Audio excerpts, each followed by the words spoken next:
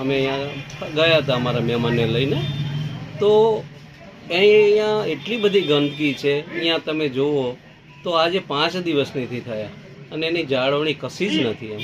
તો આટલી બધી ગંદકી, અહીંયા શૌચક્રિયા કરવા માણસો અહીંયા પહાડ ઉપર બેસે છે. અહીંયા એકદમ ગાયોનું ઢોરાનું મળમૂત્ર અહીંયા ફરે છે, અહીંયા નાખેલું છે. અહીંયા એકદમ ગંદકી છે, એકદમ દુર્ગંધ મારે છે. તો આટલી બધું બનાવ્યા પછી અહીંયા જાળવણી માટેનો એકાદ માણસ, એકાદી વ્યક્તિ એને રાખવો જોઈએ તો ખૂબ સારું કહેવાય. તો આ બંને તકી ત્યાં સુધી એની સારી જાળવણી થાય, સરસ રીતે આપણે જો એટલું બધું બનાવ્યું છે રે એ જ. બાકી આવી ગંદકી થાય એ સારું ના કહેવાય. તો એના માટેના કોઈ પ્રયત્ન કરશો. એ તો પાલિકાએ જ કરવાની હોય ને, કે જે પણ હોય, જે આ દબાણ હોય અથવા તો ખોટું કામ થતું હોય, તો ખોટો કચરો નખાતો હોય, એ કેમ પાટડી ગામમાં કહેવા આવે છે કે આ ગંદકી ન કરો? તો એમને અહીંયા જવું જોઈએ, એમને કહેવું જોઈએ કે આ બધું અહીંયા તમારું જે શૌચનું બધું જ આવે છે, એ મળમૂત્ર અંદર આવે છે, એનું બંધ કરાવવું જોઈએ. એમાં તો કંઈ બેશક જ છે.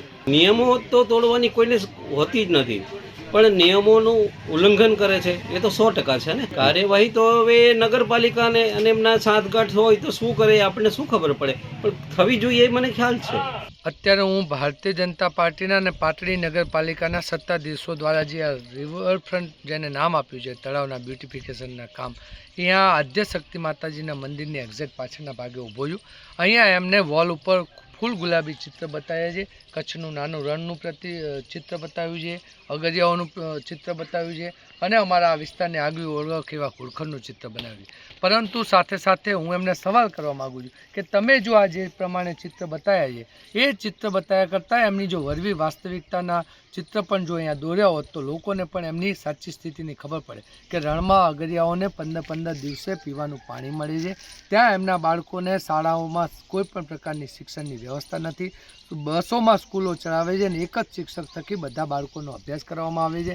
સર્વે સેટલમેન્ટના નામે ફોરેસ્ટ ડિપાર્ટમેન્ટ એમને અવારનવાર નોટિસો આપે છે. રણ ખાલી કરવા માટે હમણાં જ 130થી વધારે અગરિયાઓને નોટિસ ફટકારવામાં આવી છે. આવા અસંખ્ય મુદ્દાઓને લઈ અને અગરિયાઓ છતાં પણ પોતાની મહેનત અને ખમીરવંતું જીવતું રાખી સમગ્ર દેશને મીઠું પૂરું કરવા માટે કાળી મજૂરી કરી અને મીઠાનું ઉત્પાદન કરે છે. સાથે સાથે જ્યારે કમોસમી વરસાદ પડે છે ત્યારે એમને મીઠું જ્યારે સિઝનમાં તૈયાર થયેલા માલમાં નુકસાન થાય છે અથવા તો શરૂઆતમાં નુકસાન થાય તો આખા ગુજરાતમાં જે પ્રમાણે કૃષિ સહાય પેકેજથી ખેડૂતોને સહાયની રકમ સરકાર આપે છે, પણ જ્યારે એક જ વખત આવતે વખતે અગરિયાઓને સહાયની રકમ વાવાઝોડામાં નુકસાનમાં આપવામાં આવી હતી, તો આ વખતે શા માટે એમને નુકસાનની વળતર ના આપી? આવા જો પ્રશ્નોને એમને વાચા આપ્યું હોત તો મને ખૂબ આનંદ થતો. પણ આ રીતે જે પ્રમાણે એમને વોલ પ્રિન્ટ ઉપર અગરિયાઓનું ફૂલ ગુલાબી ચિત્ર બતાવ્યું છે એને હું સખ્ત શબ્દોમાં વખોડું છું અને મારી એમની પાસે એવી વિનંતી છે કે સાચું ચિત્ર, સાચી વાસ્તવિકતા એમના જીવનની જો તમે પ્રકાશિત કરી હોત તો મને આનંદ થતો.